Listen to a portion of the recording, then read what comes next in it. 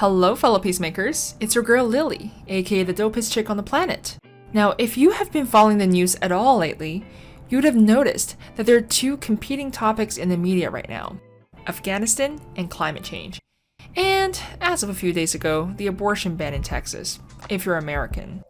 First of all, my heart goes out to all the civilians in Afghanistan affected by the Taliban takeover. Although I've been following the news very closely and I've been trying to learn as much as I can, I have to say that unfortunately I do not know enough to comment on the situation in Afghanistan, and therefore I will not do that on this podcast. If you are interested though, you should learn from credible sources. Now, as for climate change, natural disasters have been making headlines non-stop, with record-breaking heat waves and floods in Europe setting new all-time highs for temperatures, followed by Hurricane Ida and its sweeping destruction across the United States, all the way from Louisiana to the East Coast, causing the subway system in New York to be heavily flooded. Now, if you haven't seen the footage of New York and New Jersey being flooded due to torrential rain, you need to check it out, because it is wild. It looked like a scene straight out of Titanic, where the ship was sinking. And in case you're wondering, how does climate change make hurricanes more destructive? Well, hurricanes form over warm ocean water. The ocean water has to reach a certain temperature in order for hurricanes to form, which is about 26.5 degrees Celsius or 79 degrees Fahrenheit. So, as climate change warms up the ocean, this creates more favorable conditions for hurricanes to form. Now think of the hurricane as an engine that uses heat as a fuel. The more heat from the oceans, the bigger and more destructive the hurricane. So that's on hurricanes. Next, there's the raging California wildfires. Yes, they're still going on, with the Dixie Fire this year breaking the record as the single largest wildfire in the history of California. The photos look absolutely apocalyptic, and the firefighters are exhausted at this point. I also mentioned the devastating flood in Zhengzhou, China that killed a ton of people who were trapped in a subway. And then there's a recent study that says Lagos, Nigeria, the largest city in Africa, could very soon become unlivable due to the city being under extreme risk from climate change and widespread flooding. At this point, Mother Nature is at wit's end, and she's basically screaming, "Humans, I am out of ideas. I don't know how else I can get your attention, but your way of living is destroying me." And finally, there's the 6th IPCC report that just came out in August, so roughly a month ago. And this IPCC report is precisely what I'm going to be discussing today. And don't worry if you don't know what IPCC stands for, or what the report is all about, or how it's different from the previous 5, because that's the whole point of this episode, to break it down for you and explain it all, as I normally do. Don't worry, I got you. So, let's get into it. First of all, what is IPCC? I know what you're thinking. Another acronym. So IPCC stands for the Intergovernmental Panel on Climate Change. Now, that's a fun trivia you can impress someone on a first date. So the IPCC is a body under the United Nations established back in 1988, whose mandate is to provide objective, scientific information that contribute to our understanding of climate change and assess its environmental, political, and economic implications. The IPCC has 195 members in its working group, mostly scientists and officials from across the globe. Now, why should you care about the IPCC? Because IPCC is the leading authority on climate change, so, it's kind of a big deal. If the IPCC publishes a report, every government has to stop and pay attention. And the IPCC actually paved the way for the Paris Agreement back in 2015 with its 5th assessment. So the IPCC drives a lot of international negotiations on climate change and climate action, so it is crucial to global decarbonization. Okay, cool. So there's been 6 reports so far, including the latest one. Now, before I talk about the latest IPCC report, let's backtrack a little bit and look at what was in the first 5 reports. I mean, has anything meaningfully changed from report to report? And the answer is a resounding yes. Let's take a look. The first IPCC report was published back in 1990. That's 30 years ago. And the paper established the relationship between human activities and global warming due to increased concentrations of greenhouse gases, with CO2 being responsible for over half of the greenhouse effect. But scientists weren't really sure how much of the greenhouse effect was human caused versus natural. so they weren't sure how much of a difference human activities really made. Now, the second IPCC report was published in 1995, and scientists were like, oh snap, human-caused climate change is not trivial, and it has an observable impact on altering the planet's climate, and could have potentially adverse, irreversible effect on the planet. The report also covered aerosols as a cooling agent, and discussed some adaptation and mitigation strategies. The second IPCC report served as an important material to draw from for the signing of the Kyoto Protocol later in 1997. But again, still lots of uncertainties at this point. The third IPCC report was published in 2001, and by now, the IPCC has pretty much reached a scientific consensus on climate change being a real threat. And finally, the IPCC started to seriously look into emission reduction strategies. They also assessed ecological impact and the loss of species that will follow as a result of climate change.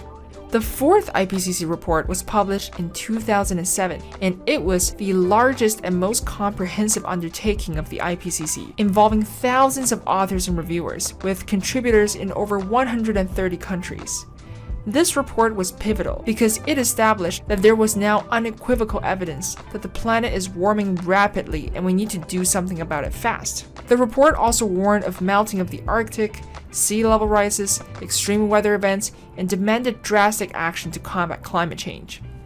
The fifth IPCC report was released in 2014, and they uncovered that the concentration of CO2 and methane in the atmosphere is now the highest it has ever been in the past 800,000 years on Earth. At this point, it's very clear that climate change is human-caused, and if unmitigated, will have irreversible catastrophic effects on our ecosystem. This report is extremely important because it served as valuable scientific input for the Paris Agreement in 2015, the year after. And the report basically called for limiting warming to 1.5 degrees Celsius at most if we still want to strive for a livable planet.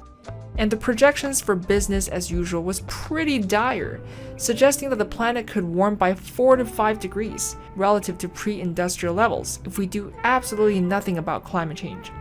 At that point, it's doomsday. Now, back in 2018, the IPCC actually released a special report specifically on 1.5 degrees Celsius of warming, stating that in order for us to stay within 1.5 degrees Celsius of warming, we must cut emissions by close to 50% by 2030, and we must become net zero by 2050. Okay, so those were the first 5 reports and a special report by the IPCC. Now that we know what was in the previous 5 reports, which was basically a very slow and drawn-out consolidation of human-caused climate change, let's look at the latest report, the 6th assessment, which is a long-ass report. I mean, it's 4,000 page long, that just came out in August 2021. By the way, this is not the complete report. This is only part 1 of 3, focusing on the physical science of climate change. Part 2 and Part 3 of the report focusing on climate mitigation and adaptation are going to be released next year in 2022. So this report is very timely because COP26, as I mentioned in a previous episode, is happening this November in Glasgow. So what exactly does the Part 1 of this new IPCC report say? Well, the key thing to remember about this new IPCC report is that it is sounding the alarm on climate change, and it signals a code red for humanity, stating that scientists are now more confident than ever that climate change is 100% human-caused, and that we have already reached a couple of irreversible tipping points, so sea levels will continue to rise for the rest of the century. But if we don't take drastic action now to cut back emissions, we are seriously and forever screwed in the next few decades. I mean, is any of this really new? As a climate activist who's read tons of books and has been following climate change for almost a decade now, tell me something I don't know. #climate reality. So what is exactly in this 4,000 page report? Why does it need to be 4,000 pages? Who's gonna read it? And how is it different from the previous 5 reports?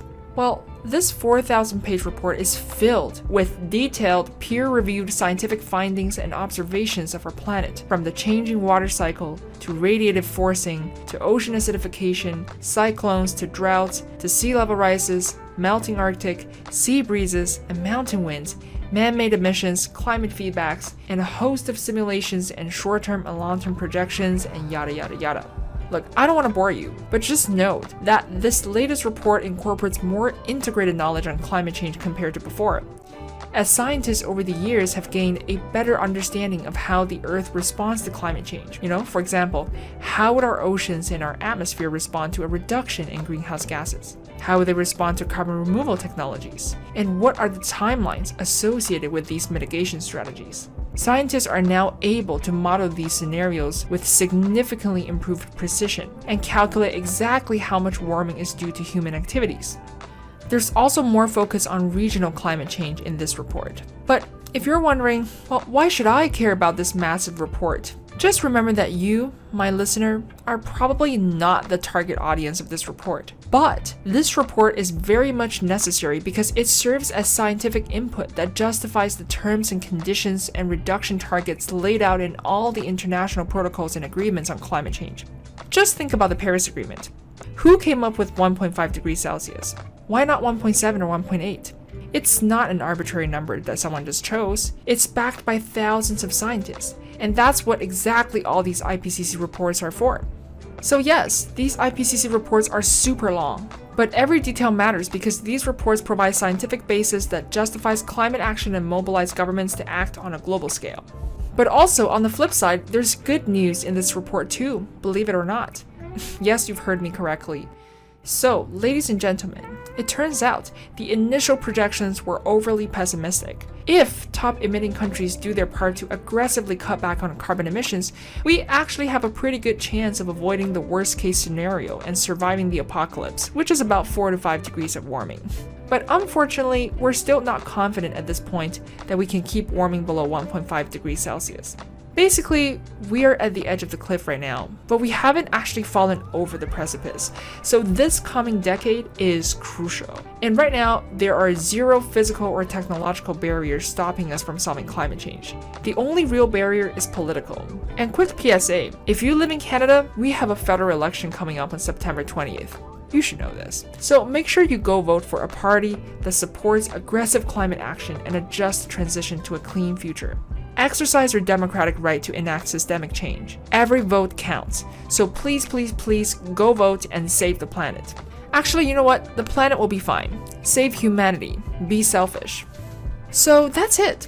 Today's episode is very short because I just wanted to talk about IPCC and explain its significance for anyone who's ever wondered what the heck it is and why is it always trending on Twitter. So the key takeaway is IPCC is the leading UN authority on climate change. The planet is on fire, climate change is very real, and we need to act now. Technically nothing new, but include that into your daily affirmations. Quick reminder, top 5 ways you can fight climate change. 1. Reduce meat and dairy consumption. 2. Reduce single-use plastic. 3. Buy less stuff or buy secondhand. 4. Take public transit or bike instead of drive. And 5. Vote for political parties that have sound climate policy. Okay, I hope you learned something new today. Thanks for tuning in to Make Peace Not Beef. I'll talk to you very soon. Peace!